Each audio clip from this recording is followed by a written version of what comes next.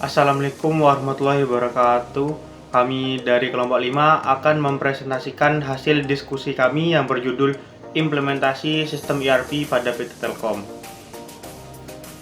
Kelompok 5 beranggotakan saya dan Ranggano Kolirawan dengan akhiran NIM 1022, Sela Hanar Yunintia dengan akhiran NIM 1041, Nurun Naila dengan akhiran NIM 1105, dan Rida Alfa Fakri Widodo dengan akhiran NIM 1133.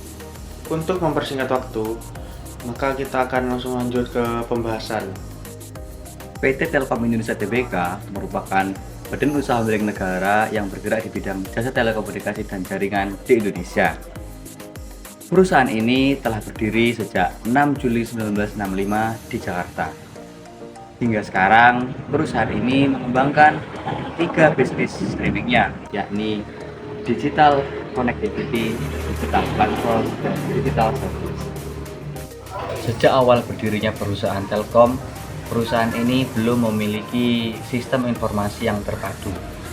Hingga pada tahun 1999, PT Telkom Indonesia resmi menggunakan SAP atau System Application Product sebagai penyedia sistem teknologi informasi karena dianggap lebih spesifik dan memiliki solusi bisnis yang lebih terjangkau, lebih lengkap, lebih efektif dan efisien daripada yang lain. PT Telkom menggunakan sistem akuntansi komputerisasi SAP atau System Application Product. ERP SAP menggunakan dashboard yang memudahkan pengguna melihat data real-time yang dihimpun dari proses bisnis di seluruh departemen. Proses perencanaan dan penerapan ERP pada PT Telkom mulai dijalankan di PT Telkom sejak tahun 2001. Software yang digunakan adalah SAP, tetapi tidak seluruh model yang terdapat dalam SAP digunakan modul-modul yang diterapkan oleh PT Telkom. Di antaranya yaitu yang pertama, Financial Accounting. Fungsi Financial Accounting yaitu mengukur kinerja keuangan perusahaan dan menyediakan dokumen keuangan yang mampu melacak atau mengaudit setiap angka di laporan keuangan. Yang kedua ada controlling. Fungsi controlling yaitu sebagai pengendalian capital investment dan pengendalian aktivitas keuangan perusahaan, memonitor dan perencanaan pembayaran. Yang ketiga ada investment management. Fungsi investment management yaitu menganalisis kebijakan investasi jangka panjang dan fixed asset dari perusahaan, serta dapat membantu manajemen dalam membuat keputusan. Yang keempat ada material management. Fungsi material management untuk membantu manajemen dalam aktivitas sehari-hari dalam tipe bisnis ataupun yang memerlukan konsumsi material termasuk energi dan servis. Yang kelima atau yang terakhir ada human resource. Fungsi human resource untuk membantu proses perekrutan karyawan, seleksi karyawan, pelatihan karyawan, penggajian, sampai dengan pemberian tunjangan karyawan dalam suatu perusahaan. Dengan menggunakan sistem application product pada Telkom, dapat membuat forecasting dan estimasi dalam hal analisa konsumen dengan lebih akurat. Sistem dapat mengaktifkan proses integrasi antara perusahaan dengan pelanggan dan vendor, serta mampu mengefisiensikan organisasi bisnis dengan mengurangi jumlah karyawan yang sebelumnya berjumlah lebih dari 3.500 karyawan menjadi 2.700 karyawan.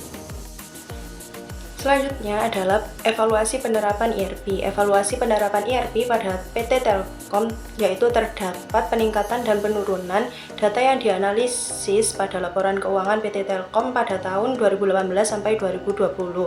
Peningkatan kinerja yang terjadi setelah PT Telkom menerapkan ERP adalah peningkatan pada perolehan laba usaha dan return on equity.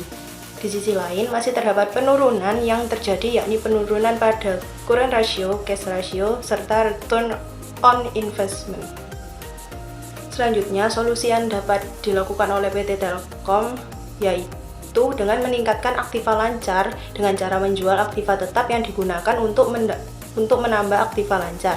Selanjutnya adalah menambahkan jumlah kas dan setara kas dengan cara menyimpan laba bersih perusahaan ke dalam bentuk tunai. Dan yang terakhir, solusi yang dapat dilakukan yaitu memperhatikan faktor-faktor yang mempengaruhi return on investment. Kesimpulan yang dapat kami berikan atas penerapan ERP dalam perusahaan Telkom Yang pertama, PT Telkom mengalami keberhasilan yang ditandai dengan meningkatnya rasio ROI dan meningkatnya laba bersih perusahaan. Hal ini dikarenakan penerapan ERP dapat membantu proses penjualan produk atau jasa, serta membantu memperoleh keuntungan sehingga manajemen dapat mencapai visi dan misi perusahaan. Dengan adanya sistem aplikasi yang real-time dan sistem manajemen mutu terhadap pelayanan dan kualitas produk atau jasa, bagian sales dapat dengan mudah mempresentasikan kepada pelanggan tentang produk atau jasa yang berjalan di perusahaan Telkom Indonesia. Yang kedua, peningkatan ROI dan laba bersih diharapkan dapat menarik minat investor dalam menanamkan modalnya pada PT Telkom. Hal ini disebabkan karena dengan peningkatan ROI dan laba bersih, menunjukkan bahwa PT Telkom dapat berkinerja dengan baik dalam mengelola modal dan seluruh asetnya untuk menghasilkan laba yang maksimal. Akan tetapi, pada kenyataannya, kondisi ROI justru mengalami penurunan. Hal ini disebabkan karena masih tingginya biaya yang dikeluarkan oleh perusahaan. Padahal, dengan penerapan ERP seharusnya dapat menekan biaya operasional yang dikeluarkan.